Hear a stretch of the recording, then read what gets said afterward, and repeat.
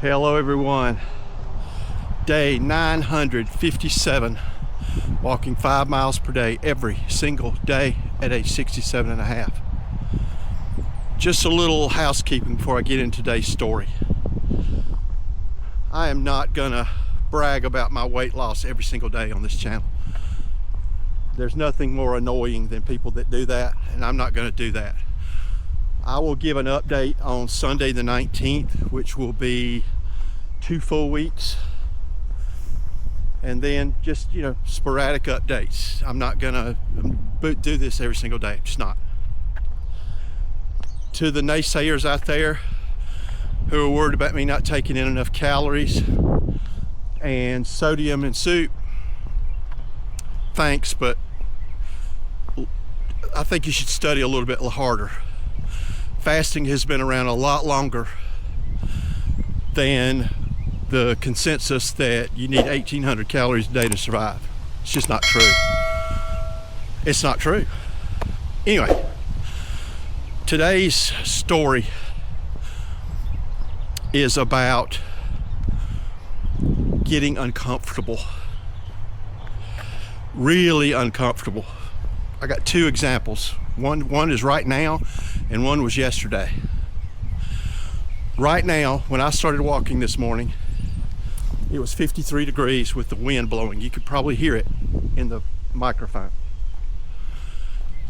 I chose to wear shorts and a t-shirt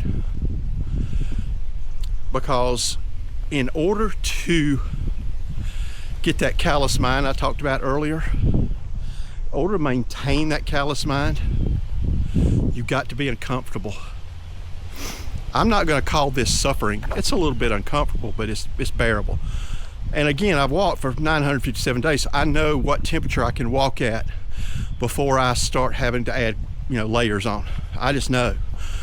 And I've only gotten sick one day in 2.5 years. So enough of that. Now, the real uncomfortable thing was yesterday. My wife, my daughter, my father-in-law, and my 2 grandkids went to Hendersonville, North Carolina, to a place called Jeter Farm. This place is unbelievable. It is just absolutely unbelievable. Good morning. You're on camera. It is a 400-acre apple farm, and you go up there and you walk amongst literally thousands of apple trees with a basket, and you fill up your little basket with apples. And the grandkids just loved it. I mean, they were munching on apples most of the day. I hate to see what the result of that is today.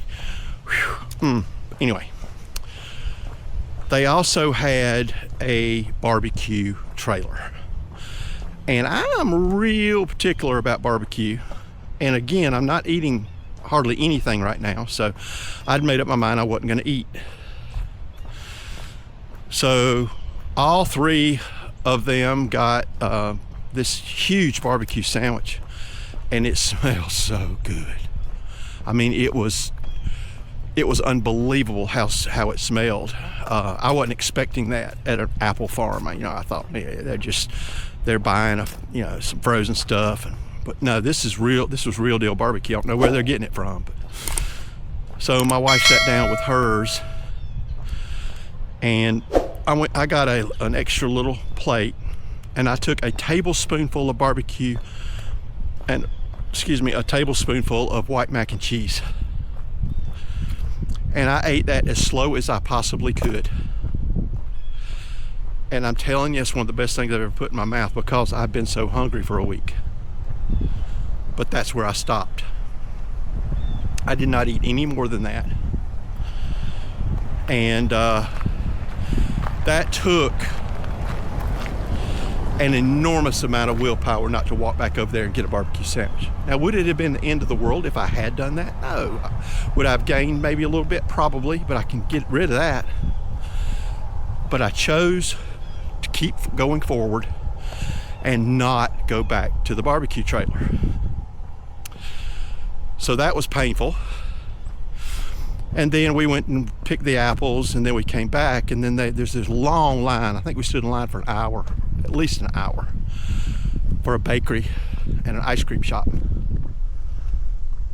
And they were making fresh apple cinnamon cake donuts. And they were selling them, literally, not lying. As fast as they were coming off that machine, they were selling them.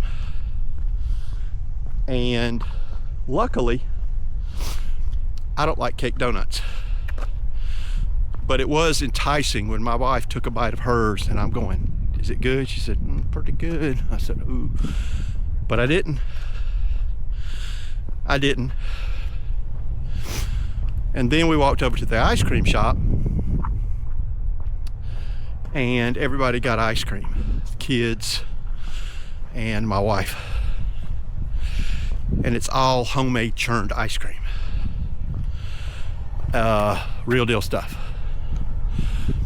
So she started eating on her ice cream, and I was looking at it, and I said, nope, not gonna do it. And I didn't do it.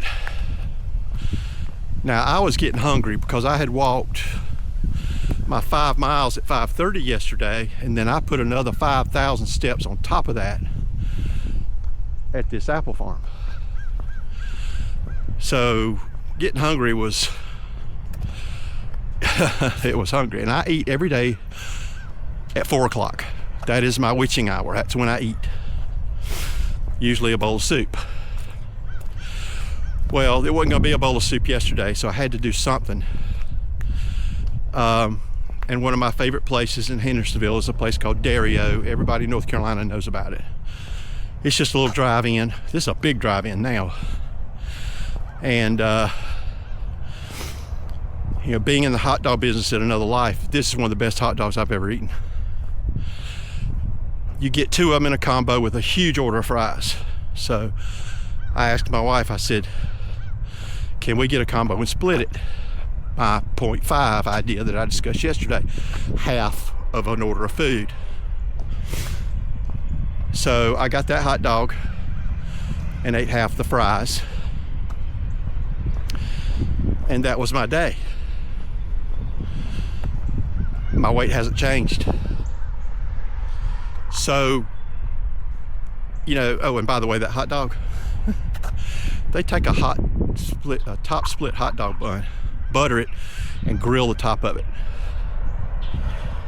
And it's an all beef hot dog with some of the best chili, you know, outside of mine that I've ever eaten. So anyway, the moral of the story is, you can be uncomfortable and survive. I'm surviving this 50-degree weather with no problem. Now, all the other people out here, and there aren't many this morning, I'd say maybe, I've probably seen 10 walking around the track at the school I just walked by, and I saw one lady who walks every single day just like I do. And everybody is head to toe, long sleeves. Now, I'm not knocking them. It's probably smart to do that, but I have a reason for walking in shorts and t-shirt. It's building that calloused mind to where I'm okay with being uncomfortable. And then yesterday, you know, being enticed by all that food and only giving up a tablespoon of barbecue and mac and cheese. You know, I'm proud of that, because it would have been so easy to say, yeah, I'll go ahead and eat this barbecue sandwich, and then we'll eat a hot dog later. And, you know, that's okay. If I gain a couple of pounds, I can always, and I could have. And nothing would have been wrong with that. But I've got a goal to a weight that I want by the 19th. And there's a reason for the 19th. I'll discuss that later. And I'm not going to discuss it. I'm just going to do it. And we'll see how it goes. So when you push yourself to do things that are uncomfortable physically, and yesterday was a mental game. That's all it was. I mean, physically I was hungry, yes, but the mental game of saying, no, I'm not going to eat this food was huge. I think my wife was even shocked that I didn't eat that barbecue sandwich. But that's okay. There are reasons for what I do, and a lot of it, most of it, comes from David Goggins. I hope that helps, because if you do that, if you do this, if you find that uncomfortable place and push through it, it's a good place to be on the other side. I hope all of you have a great day, great weekend. Godspeed. Peace.